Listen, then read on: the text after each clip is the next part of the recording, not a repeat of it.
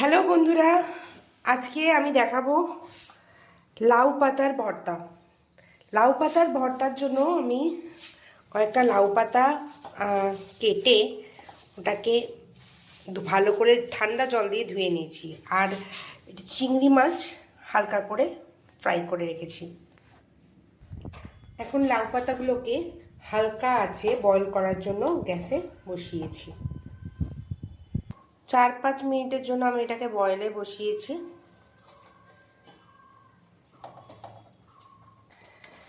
লাউ পাতাগুলো সিদ্ধ হয়ে গেছে। আর ইতিমধ্যে আমি আর যে ইনগ্রিডিয়েন্টস লাগবে, মানে পেঁয়াজ, একটা পেঁয়াজ কেটেছি, আর কয়েক কোয়া রসুন নিয়ে নিয়েছি, আর একটা কাঁচা লঙ্কা। যেহেতু আমরা ঝাল কম খাই, জানাই আছে, সেহেতু আমি একটা কাঁচা লঙ্কাই নিয়েছি। আর একটু কয়েক কোয়া রসুন আমি আলাদা করে কেটে রেখেছি। এবার আমি পেঁয়াজ, রসুন, লঙ্কাটাকে হালকা তেলে ভেজে নেব। এখন আমি আস্তে আস্তে পেঁয়াজ,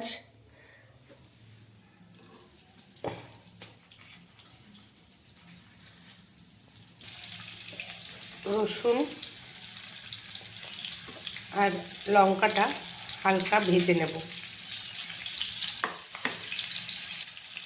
আপনারা কাঁচাও ইউজ করতে পারেন, যেহেতু একটু কাঁচা কাঁচা গন্ধ আসে পেঁয়াজের, সেহেতু আমি আগে একটু ভেজে নিচ্ছি, তারপরে এটাকে বাটবো।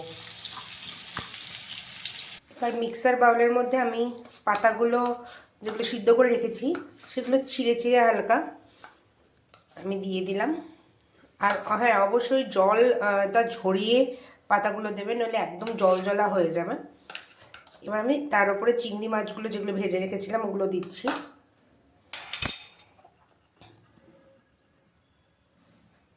আর যে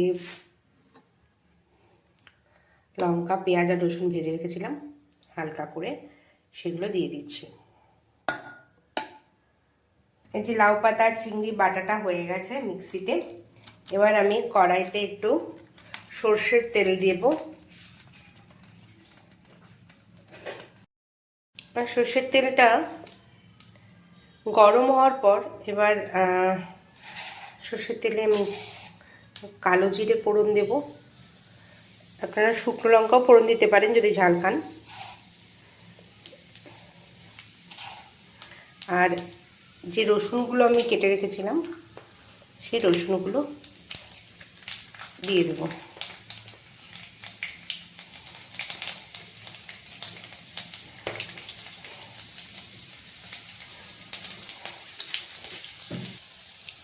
এবার রসুনগুলো ফ্রাই হয়ে আসলে যখন সুন্দর একটা গন্ধ বেরোবে, তখন যে বাটাটা আমি করে রেখেছি সেটা এবার তেলের মধ্যে ছেড়ে দেবো।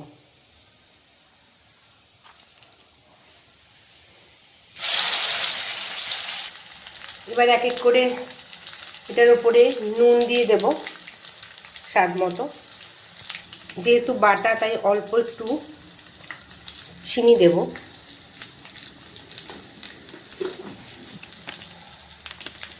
আর অল্প একটু হলুদের গুঁড়ো দেব,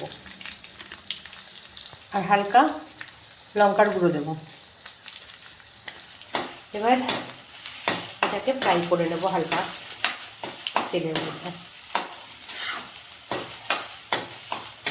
যতক্ষণ অবধি যে মশলাগুলো দিলাম সেগুলো পুরোপুরি ফ্রাই না হয়ে যাচ্ছে, ততক্ষণ অবধি হালকা ফ্রাই করে নেব। আর মনে রাখবেন গ্যাসটা একদম সিম করে রাখবেন এই সময়। চিনি মোটামুটি গলে গেছে, ভাজাও ফ্রাইটাও হয়ে গেছে। এবার এটা একটা প্লেটে বার করে নেব। প্রথমে লাউ পাতা চিংড়ি ভাপা রেডি। এবার ওপর দিয়ে একটু সর্ষের তেল হালকা ছড়িয়ে দিয়ে গরম গরম ভাত দিয়ে খেলেই অপূর্ব স্বাদ। এইভাবে বানিয়ে দেখবেন, খুব স্বাদের, এটা খুব ভালো লাগবে খেতে। কেমন লাগলো রেসিপিটা ব্যবহার করে, রেসিপিটা ফলো করে আপনাদের কেমন টেস্ট লাগলো জানাবেন। Thank you.